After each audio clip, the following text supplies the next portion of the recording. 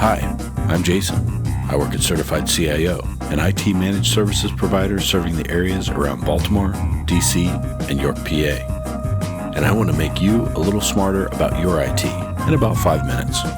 Thanks for stopping by.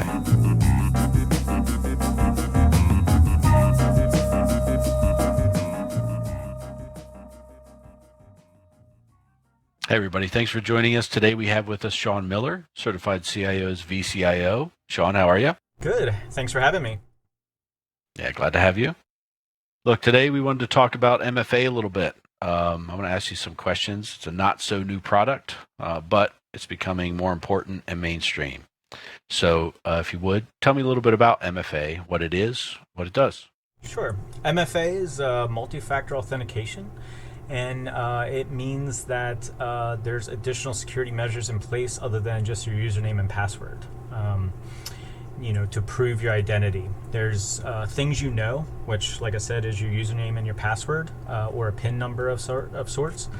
There's things you have, which would be possession, like your cell phone, or there's a badge, possibly, or something like that. And then there's also things that you are, like biometric fingerprint readers or facial recognition scans. You'll see those more commonly on cell phone applications. So those sort of three concepts are good to know. What does that look like from a practical perspective for the end user? Generally, I'm sure people are familiar with getting or receiving a text message from your bank. A lot of websites are requiring that now. They have been for years. So that's probably what most people are used to when they hear MFA or 2FA. We use Duo. It streamlines the process, and it allows us to connect to a bunch of different vendors. I'd like to come back to Duo and look at that in a minute. But real quick, I'd like to talk about, so for a long time, we've heard about password complexity and, using X number of characters in lowercase and uppercase letters. If passwords are complex enough, what purpose does MFA serve? Sure. So basically, first of all, if you have a short password, it only takes a few minutes to crack something like that.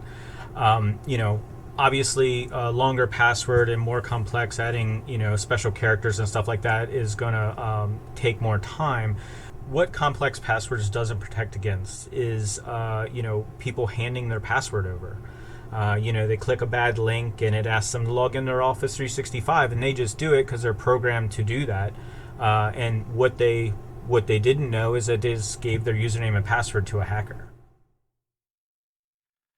All right, so I'm showing a graphic on the screen right now that's describing, brute force timing and, that kind of thing. But to your point, you're right. None of this matters if we're giving it away, right? If our password is already exposed via phishing, a data breach, whatever it is, then that's really what we're talking about. Sure. Yeah, and password managers and complex passwords help, but they're not the great defense. After I started working here, yeah, I realized, to that point, like, man, I could have all these complex passwords. It could be protected really well.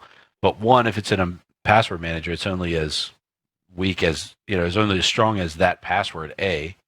And B, this stuff's everywhere, and the various websites you can search, see if your passwords have been put out there. I know I put MFA on as much as I could, right? Google Authenticator's my friend, basically. And the deal is, like, it is a bit of a pain at times. If I want to log into something, I don't have my phone with me, I got to go grab it. But the protection that gives is exponential. So, look, at the end of the day, all I got to do is find my phone, touch the screen. Maybe I need to get the numbers off an Authenticator app or whatever, but it's helpful. I mean, it's helpful and not that hard. Sure. It's definitely worth the inconvenience, in my opinion. So to go back to Duo, we mentioned that we do use Duo internally. It's not expensive, right? And so we offer it to customers. What sets it apart? Why is it worth those extra couple dollars? It comes down to like a cup of coffee or two a month, per user, but like what sets it apart from other options? I mean, one thing we get asked all the time is why can't I use the Microsoft 365 MFA? Well, what Duo offers us is it basically allows us to streamline the integration between packages. So this is the same thing. We can tie it into Office 365. We can tie it into the individual workstations. So it allows us to have a streamlined experience for the client or the end user. So they're used to seeing that Duo prompt for whether it's Office 365 or to log into their workstation or to possibly interface with a third-party website that they use for their business. Well, Sean, I think that covers MFA for this sort of quick video. Man, I appreciate you joining us. Sean's a busy guy, and I do appreciate you taking time, and I certainly appreciate it. Yeah, no problem. Takeaway here is just get Duo, get some sort of MFA. I mean, it's not an excuse for poor password hygiene. It's 2021. Yeah, I hear you. Right, your passwords are probably out there somewhere.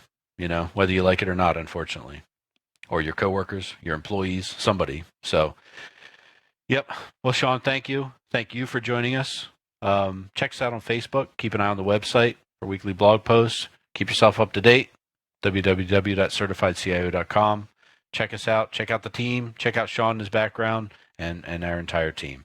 So Certified CIO is here to eliminate your IT pain points.